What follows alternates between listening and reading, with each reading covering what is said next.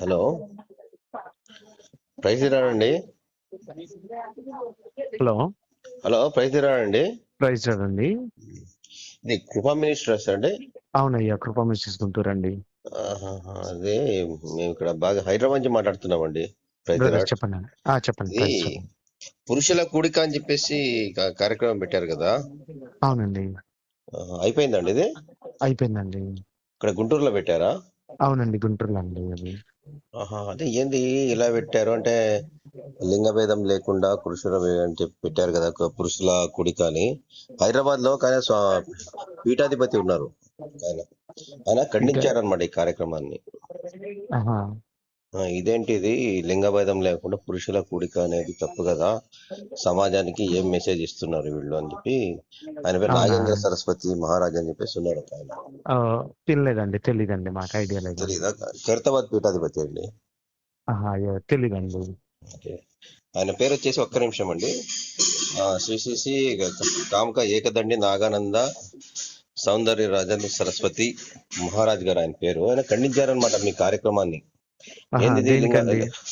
ఏంది లింగ భేదం లేకుండా పురుషుల కోడిక అని చెప్పేసి ఇలా పెట్టారేంటి అని చెప్పేసి పెడితే అట్లా. అవునవును, అది పెట్టడానికి గల కారణం ఏంటంటే అండి, మీరు ఆ వీడియో ఒకసారి చూస్తే మీకు తెలుస్తుంది. వర్తమాన అలాంటి అంటే మీటింగ్ లో జరిగింది అట్లా ఏం కాదు కదా, మంచి కార్యక్రమే కదా అండి, అసాంఘిక కార్యక్రమం కాదు కదా. ఒక మాట అండి, మీరు ఆ జరిగిన ఏదైతే మీటింగ్ ఉందో, ప్రేయర్ మీటింగ్, అలా పెడితే నాకు కొంచెం బాధ కలిగిందండి.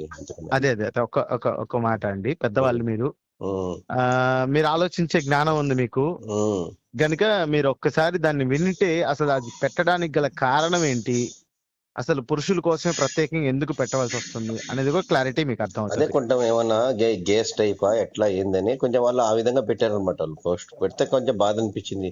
ఏంటి ఈ ఉద్దేశంతో ఆలోచిస్తున్నారు వీళ్ళు. నేను అదే చెప్తున్నానండి, నేను కొద్ది బయట ఉన్నాను.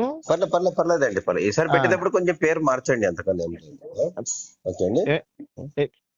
అంటే పేరు మార్చడం అంటే ఎలా అండి? అంటే పురుషుల కూడిక అని ఉంది కదా, కొంచెం పదం ఏంటంటే అది గేస్ టైప్ అనుకుంటున్నారు వీళ్ళు. పోస్ట్ పెట్టడం ఏంటంటే ఆ విధంగానే పెట్టారనమాట. సరస్వతి మహారాజ్ గారు ఖండించారనమాట దాన్ని.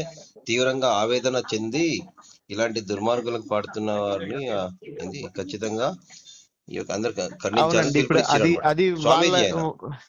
వాళ్ళ జ్ఞానం, అది వాళ్ళ జ్ఞానం. సరేనండి, మీరు బిజీ ఉన్నట్టున్నారు, నాకు కన్ఫర్మ్ అయిందండి. అది వారి జ్ఞానం అండి. ఎందుకంటే ఓకే అండి, నేను కొంచెం బిజీ ఉన్నా, మళ్ళీ చేస్తా. మంచిది.